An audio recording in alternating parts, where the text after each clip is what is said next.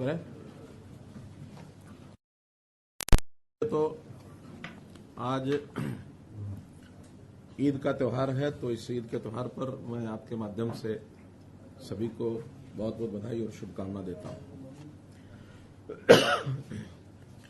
दूसरा, आज के इस पत्रकार वार्ता में मुख्य रूप से जिसलिए आप लोगों को बुलाकर मैंने जो बताना चाह रहा हूं मैं, कि जैसे हम देख रहे हैं कल मानसून सत्र केंद्र यानी संसदीय सत्र जो शुरू हो गया है, और उसमें कल के घटनाक्रम से जो चीजें निकल करके आई वो बहुत ही एक प्रकार की चिंता पैदा करने वाली है, बहुत ही एक प्रकार से ध्यान आकर्षण करने वाली है। इस बार के मानसून सत्र में आखिर संकेत पहले मिलते हैं कि किन किन बातों को लेकर के चीजें आगे बढ़ेंगी। तो ऐसा माना जा रहा है कि इस बार किसानों के लिए, युवाओं के लिए, महिलाओं के लिए, पिछड़े वर्ग के लिए कुछ योजनाओं पर चर्चा जरूर लोकसभा के सेशन में होनी थी, होनी भी है अभी, और उसमें कई प्रकार की बातें उनके अधिकार क्षेत्र को बढ़ाने के लिए आने वाली है, ऐसा जो पहले से इंगित है। लेकिन विरोधी पक्ष कांग्रेस का एक हमेशा एक टारगेट रहा है कि कभी भी देश में कोई अच्छी बात होने की संभावना हो तो उससे पहले कुछ ताकतों के साथ मिल करके उन चीजों को कैसे डिरेल करना है, प्रारंभ में ही उसके ऊपर कोई ना कोई प्रश्न चिन्ह खड़ा कर दिया जाए। तो जिस प्रकार कल उन्होंने ये सब किया है कि एक कंपनी है पेगासस, जिसकी मदर कंपनी एनएसओ है, उनके माध्यम से जो जासूसी और फोन टेपिंग की बात चलाई गई है, वास्तव में तो कांग्रेस का एक चरित्र रहा है कि जैसे वो खुद हैं ऐसा ही वो सबके ऊपर लांछन लगाने की बातें करते हैं, क्योंकि उनका इतिहास भरा पड़ा है। जब अपने यूपीए के कार्यकाल में ये सब वो करते रहे, न केवल विपक्षी दल के लोगों के साथ, बल्कि उनका तो अपना घर भी इन चीजों से भरा हुआ है कि अपने ही लोगों की फोन टेपिंग, अपने ही लोगों की जासूसी, ये सब वो कराते रहे हैं। उनको लगता है कि शायद सभी ऐसा करते होंगे, जबकि हमारी सरकार का किसी प्रकार का दूर दूर तक इसके साथ कोई लेना देना नहीं है। और उनके यहाँ का इतिहास तो ये है कि आपको ध्यान में होगा, एक बार उस समय के वित्त मंत्री प्रणब मुखर्जी ने, जो उस समय के गृह मंत्री थे पी चिदम्बरम, उनके खिलाफ कितना एक सीरियस, एक खतरनाक पत्र लिखा था कि गृह मंत्री वित्त मंत्री के फोन टेपिंग करा रहे हैं। कैसे चंद्रशेखर की सरकार को दो जासूसों की कहानी बनाकर कैसे गिरा दिया गया। कांग्रेस ने अपना समर्थन वापस ले लिया था। 9000 लोगों की ऐसी एक लिस्ट है जो यूपीए के समय जिन लोगों की फोन टेपिंग होती रही, 9000। तो ये इतिहास भरा पड़ा है उनका, क्योंकि उनको किसी पर भरोसा ही नहीं रहता है। लोकतांत्रिक तरीकों से चीजों को चलाने का उनका विश्वास नहीं है। लोकतंत्र की हत्या कैसे की जाती है, ये इमरजेंसी में हमने देखा है। ये भी उसी कांग्रेस के कारनामों की एक उदाहरण है। तो इसलिए जासूसी में उन्होंने अपने जो साथी उनके थे, चाहे वो सीताराम येचुरी वामपंथी नेता हैं, जयललिता हैं, चंद्रबाबू नायडू हैं, ममता बनर्जी हैं, उनके फोन टेपिंग ये उन्होंने कराई। इनकी शिकायतें रही हमेशा। जब न्यूक्लियर डील था उस समय अमर सिंह की फोन टेप कॉल्स ये इन्होंने कराई है। अमर सिंह ने खुलकर शिकायतें की कि मेरे फोन कॉल्स को टेप किया जा रहा है। तो ये इनकी संस्कृति रही है, इस संस्कृति से बाहर नहीं निकले हैं।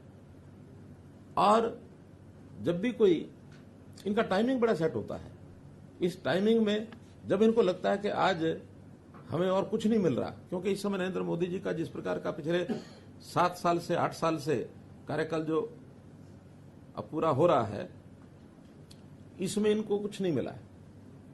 जनता हित की, राष्ट्रवादी विचारधारा की एक सरकार चल रही है, और इसमें खास करके वो भी जब षड्यंत्र रचते तो विदेशी सहायता लेकर रचते हैं।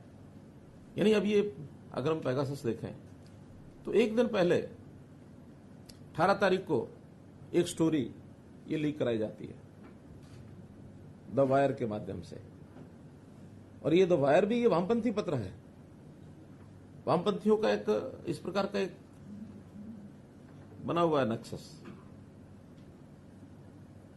और उससे पहले कुछ दिन पहले यूरोप के अंदर एमनेस्टी नाम की जो संस्था है वो अपने वेबसाइट के ऊपर इन कहानियों को चलाती है। एमनेस्टी ने वहां से छापा, यहां वायर ने पकड़ लिया, और वायर ने उठा करके ये विषय उड़ा दिया कि यहां तो पता नहीं कितने लोगों की सारी फोन टेपिंग हो रही है और उनके मंसूबे जो किए जा रहे हैं। हमको क्या जरूरत है इनके फोन टेपिंग करने की, क्योंकि तो बिना फोन टेपिंग ही जनता में जो बोल देते हैं वही इतना हास्यास्पद होता है कि उसी का जो इनको खामियाजा भुगतना पड़ता है। तो हमको इनके अंदर की बातें ज्यादा निकालने की जरूरत होती नहीं है, ये बहुत कुछ वैसे ही बोल जाते हैं। और इस सारी स्टोरी की सत्यता तो, ऑथेंटिसिटी तो हम इस बात से दान कर सकते हैं, ये एमनेस्टी संस्था ये इंटरनेशनल है, तो इंटरनेशनल संस्था की अपने जो उनके जिसको कहना चाहिए उनकी अपनी विश्वसनीयता, उसके ऊपर प्रश्न चिन्ह है। एमनेस्टी जब ये भारत में आकर के काम करने लगी तो इनसे पूछा गया कि आप ये सब काम करते हैं, आपने सोर्स ऑफ फंडिंग ये बताओ। तो इन्होंने सोर्स ऑफ फंडिंग बताने के बजाय ये कह करके कि भारत में काम करना बड़ा मुश्किल है, यहां से बिस्तर बोरी लग जाओ, और ये एमनेस्टी बिस्तर बोरिया बांध के चली गई। तो जो संस्था अपने सोर्स ऑफ फंडिंग नहीं बता सकती, उसकी कहानी के ऊपर विश्वास कैसे किया जा सकता है? इसका मतलब कहीं ना कहीं इनके सबके तार ऐसी संस्थाओं से जुड़े हैं जो भारत देश की इमेज को खराब करना चाहते हैं। कांग्रेस के ऊपर मेरा सीधा आरोप है, कोई ऐसी बात हमारे खिलाफ कहें, नरेंद्र मोदी जी के खिलाफ कहें या केंद्र सरकार के खिलाफ कहें, जिसका कम से कम देश की जो हमारी संप्रभुता है, देश का जो हमारा मान सम्मान है, उसका तो ध्यान रखें। कोई अपने देश के अंदर की कोई बातें कह करके अगर कोई आलोचना होती है तो हम सहन भी करते हैं, कोई दिक्कत नहीं है। लेकिन जिन बातों को लेकर के हमारे देश की इमेज विदेशों में घटती है, ऐसी चीजों से इनको सावधान रहना चाहिए। इस प्रकार के खेल ना खेलें, वरना देश का अहित होगा, हमारे बारे में विश्वसनीयता ये घटेगी। आज देश दुनिया में किसी एक लेवल पर पहुंचा है, वो मोदी जी की नीतियों के कारण से, एनडीए की नीतियों के कारण से हम लोग कहीं पहुंचे हैं। लेकिन उसको धरातल पर न उतरने देने के लिए, उसको बदनाम करने के लिए जिस प्रकार की कहानियां ये बनाते हैं, तो इन कहानियों को जैसा ये कर रहे हैं, इसकी मैं निंदा करता हूं। और कुल मिलाकर के देश की जनता इन बातों को ध्यान रखेगी कि ऐसे किसी विदेशी संस्था के साथ कांग्रेस जो षड्यंत्र करके जिस प्रकार का ये फोन टेपिंग कंट्रोवर्सी को इन्होंने उछाला है, ये सिस्टमेटिक तरीके से भारत की प्रतिष्ठा को चोट पहुंचाने का ये काम है। इसकी निंदा हम सब करते हैं। इतनी ही बात आज की इस प्रेस कॉन्फ्रेंस में मुझे आपके सामने रखनी थी। जो आप ये चिंता बता रहे हैं, ये आपके पास आधिकारिक सूचना भारत सरकार से आई है या फिर क्योंकि इंटरनेशनल और नेशनल इशू चल रहा है, तो आपके पास, हमारे पास अपना जो सूचना है, जिस अधिकार से आप कह रहे हैं कि ये सब षड्यंत्र रच रहे हैं, ये पॉलिटिकल स्टेटमेंट भी हो सकता है, चीफ मिनिस्टर का आधिकारिक बयान भी हो सकता है, तो इसका आधार क्या है? ये आधिकारिक बयान है। जब से कल ये सारा लोकसभा विषय उठा है, मैं इसके ऊपर 10 घंटे लगातार मैंने लगाए हैं। मेरी जानकारियां ऑथेंटिक जानकारियां हैं, ये सरकार की एजेंसियों के माध्यम से भी जानकारियां हैं, ये वेबसाइट के माध्यम से भी जानकारियां हैं, ये मीडिया के माध्यम से भी जानकारियां हैं। सभी सोर्सेज से जानकारियों के आधार पर मैं कह रहा हूं, क्योंकि जब एमनेस्टी इंटरनेशनल भारत में आया, उनसे भारत सरकार ने पूछा कि आपके सोर्स ऑफ फंडिंग क्या है। उन्होंने बताया नहीं, बल्कि अपना बिस्तर बोरी लाद करके चले गए। ये तो फैक्ट है। इस फैक्ट के अंदर मुझे कोई अनुमान नहीं लगाना है। कांग्रेस का जो इतिहास है पिछला, वो सारा फैक्ट है। चंद्रशेखर सरकार गिरी कि नहीं गिरी? 2 जासूसों के जासूसी के कारण से गिरी ना। हरियाणा पुलिस के जासूसों के ऊपर ये ब्लेम लगाया गया क्योंकि कांग्रेस को समर्थन वापस लेना था। आखिर प्राइम मिनिस्टर के घर के बाहर 2 सीआईडी वाले मिल जाएंगे तो इससे सरकार गिरती है क्या? सीआईडी वालों को अपने काम है, करते हैं। अब मेरे बगल में सीआईडी चीफ बैठे हैं, तो इसका क्या मैं क्या कहूं कि ये सब सीआईडी करने आए हैं यहाँ? पर इनको आपके आप साथ में लेकर कोई मकसद तो है? मकसद तो यह है कि इनकी जानकारियां बहुत ज्यादा हैं। इनकी जानकारियां, सीआईडी का काम होता है जानकारियां रखना, और जानकारियां मैंने इनसे भी ली हैं। ये भी पहले आईबी में थे। यही मैं जानना चाह रहा था जी। नहीं, उसमें मुझे आपत्ति नहीं है बताने में। जो फैक्ट्स हैं वो फैक्ट्स हैं, और ये सारी जानकारियां हम सामान्य व्यक्तियों की बजाय जो प्रोफेशनल इंस्टीट्यूशंस हैं वो ज्यादा जानकारी रखते हैं, हमसे ज्यादा रखते हैं। इनका काम है ये। आपने कहा कि 10 घंटे अध्ययन किया, जो उसमें नाम आया उसमें कुछ आपकी पार्टी के नेताओं के भी नाम है, तो देखिए इस तरह के आरोपों का क्या है? विपक्ष की जासूसी कराया। देखिए ये जो एजेंसियां होती हैं जो इस प्रकार के खुफिया तंत्र के सॉफ्टवेयर बनाती हैं, उन्होंने एक सॉफ्टवेयर बनाया हुआ है। वो सॉफ्टवेयर दुनिया को बेचते हैं। किसको बेचते हैं, किसको नहीं बेचते हैं, उनका अपना इंटरनल मामला। कौन खरीदता है, कौन नहीं खरीदता, ये खरीदने वाले का मामला है। क्या उनका हेतु होता है, ये उनका मामला है। लेकिन उसके अंदर बहुत से जो उनका डाटा बनता है टेलीफोन नंबर्स का, पता नहीं, हो सकता मेरा भी टेलीफोन नंबर उसमें हो, आप लोगों का भी किसी में हो। तो डाटाबेस जो होता है फोन नंबर्स का, वो जो 50,000 फोन नंबर्स जो रिलीज किए गए हैं, वो उनके हो सकता है टारगेट रहे हों, लेकिन वो टारगेट किसने बनाया और कौन सी कंपनी ने कहां से जाके लिए, और वो सारे कोई उनके ऊपर कोई स्पाईवेयर काम किया क्या नहीं किया, ये कहीं कोई प्रमाण नहीं है। मेरा फोन भी है, मैं भी सावधानी से ही अपनी बात करूंगा, क्योंकि हो सकता है मेरे फोन भी कहीं ना कहीं किसी ने लगा रखा हो। दुनिया में बहुत सी ऐसी एजेंसीज हैं जो इस प्रकार के जासूसी काम करते हैं, दुनिया में है। लेकिन हमारा उसमें क्या रोल है? हम तो हो सकता है स्वयं उसमें फंसते हों, लेकिन हमारा इसमें रोल नहीं है। अगर कोई जासूसी कंपनी ने कोई 50,000 नंबर आउट किए हैं, तो ये वो कंपनी अपनी रिसर्च सेंटर में बताएगी कि क्या है क्या नहीं है। ये शोर तो यही मच रहा है सर कि ये जो पेगासस का जो सॉफ्टवेयर है वो केवल सरकार को ही बेचते हैं, प्राइवेट नहीं, प्राइवेट एजेंसियां भी लेती हैं उनसे। हाँ, वो भी लेती हैं। अब ये हो सकता है कि प्राइवेट एजेंसियां उनसे प्राइवेट तरीके से लेती हों, डिक्लेयर ना करती हों, क्योंकि बनाने वाली जब एजेंसी प्राइवेट है, ये कौन सी सरकारी है? नहीं, हमारे पास इसकी कोई जानकारी नहीं है। लेकिन अगर किसी के नंबर किसी प्राइवेट एजेंसी ने ले रखे होंगे और हमारे पास कोई शिकायत आएगी तो हम ढूंढ जरूर देंगे। हमारे पास कोई शिकायत आए तो हमारे पास इतने सिस्टम हैं कि उसको ढूंढ जरूर देंगे।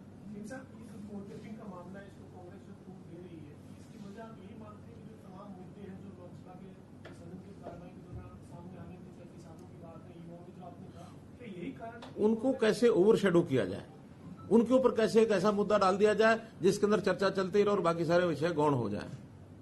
मुख्यमंत्री जी, दुनिया के 17 मीडिया ऑर्गेनाइजेशन ने मिलकर ये पेगासस प्रोजेक्ट पर काम किया है। क्या आपका मानना है कि ये सारे वामपंथी विचारधारा से जुड़े हुए हैं? उसमें वायर एक है। हाँ, वायर एक है। तो वायर वामपंथी है, आप सिद्ध कर लीजिए। वाशिंगटन पोस्ट, द गार्जियन, सब ऐसी ऐसी संस्थाओं से जुड़े हुए हैं जिन संस्थाओं का किसी देश के साथ कोई लगाव नहीं है। ये सब अपने अपने तरीके से ये काम करने वाली संस्थाएं हैं। ये कोई देशभक्ति या देश के प्रति प्यार रखने वाली संस्थाएं नहीं है। सवाल ये है कि लोकसभा से पहले क्यों आते हैं?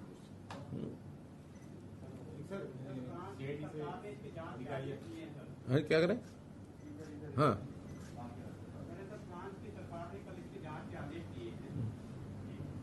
सरकार ने फ्रांस की सरकार ने तो करे ना, फ्रांस की सरकार जांच करे और जांच के तथ्य जो सामने आएंगे उसके बारे में अपनी टिप्पणी करेंगे कि हाँ सरकार ने किस मंसूबे से की है। क्योंकि कोई दूसरा देश किसी दूसरे देश के बारे में कोई बात टिप्पणी करता है और कोई जांच कराता है, उसका भी अपना कोई मंसूबा हो सकता है। हमारे अपने देश की एजेंसी पर तो हम भरोसा करेंगे, लेकिन बाहर की एजेंसी के ऊपर हम एकदम को भरोसा करने की बात नहीं है। जब चीजें तथ्य सामने आएंगे तब देखेंगे। और देखिए, इन सारी बातों का एक जो मुख्य बात है, मान लो ये विषय था भी सही, कोई ऐसा असल में तो कोई है नहीं, लेकिन इसकी कोई विषय को उठाना ही था तो ये 20 दिन पहले, महीना पहले, 2 महीने पहले, 15 दिन पहले क्यों नहीं हुआ? विषय तो ये सालों से चल रहा है। ये कंपनी 2018 से ये काम कर रही है। विधानसभा का, लोकसभा का सत्र शुरू हुआ उससे 1 दिन पहले इस विषय को उठाने का हेतु क्या है? ताकि हमें शोर मचाने के लिए कोई मुद्दा मिल जाए। क्योंकि सब तो जरूरी नहीं कि 10 घंटे का समय लगाएंगे, जैसा आज मैं अथॉरिटेटिव बोल रहा हूं, ऐसे सब लोग 10-10 घंटे का समय लगाएंगे और फिर जाके बोलेंगे। लोकसभा में हर प्रकार के लोग बैठे हैं, अब उनको अपनी बात को ऐसे बताने के लिए कि हाँ भी हम ये बहुत बड़ा कुछ कर लिया हमने और उसके कारण से शोर मचाना और विधानसभा का लोकसभा को न चलने देना। क्योंकि पहले भी कई किस्से ऐसे आए हैं, जब किसी मुद्दे को पकड़ते हैं लोकसभा को कितने दिन अवरोध डालना, ये जो अवरोधक है ये वास्तव में देश की प्रगति में अवरोध पैदा करते हैं। ये सरकार चलाने में अवरोध पैदा नहीं कर रहे, देश की प्रोग्रेस में अवरोध पैदा कर रहे हैं। इसी मुद्दे को लेकर कांग्रेस जो है वो देश भर में प्रदर्शन करने जा रही है। नहीं तो करेगी तो उनको जवाब मिलेगा।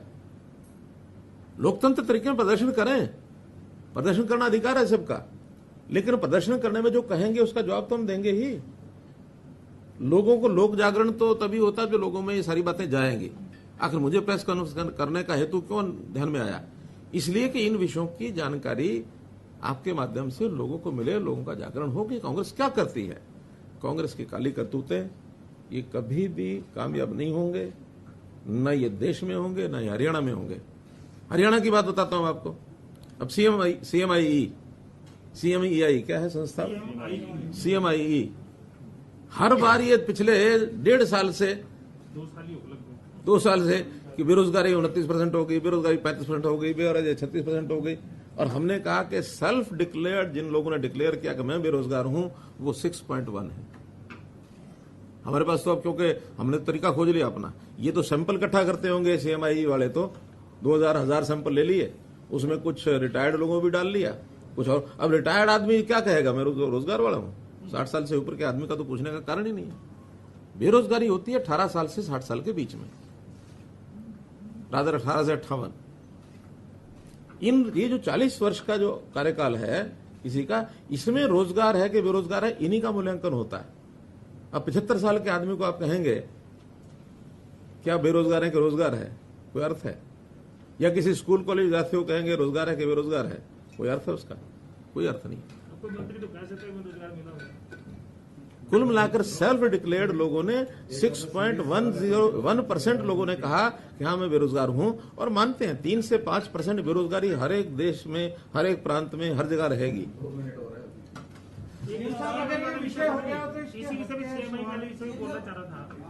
मैं बहुत जल्दी फिर मिलने वाला हूं साहब, फिर करेंगे। पाकिस्तान के प्रधानमंत्री की भी जासूसी हुई है, उनका आरोप है कि इंडिया की बात कर मेरा कहना है कि हमें तो अपने बारे में विचार करना चाहिए कि हमारे देश के अंदर कौन क्या खेल खेल रहे हैं। आखिर चाहे पॉलिटिकल पार्टियां हों, चाहे इंडिविजुअल्स हों, चाहे कंपनीज हों, चाहे समूह हों, कोई भी हो, देश हित को जरूर सर्वोपरि रखना चाहिए, देश हित के खिलाफ नहीं जाना चाहिए। और आज का ये जो विषय मैं बता रहा हूं, ये देश की प्रतिष्ठा को एक चोट पहुंचाने वाला विषय है। इस ओर जरूर आप यानी जनता को बताएं, अपने साधनों से बताएं। इतनी बात मुझे कहनी है। बहुत बहुत धन्यवाद।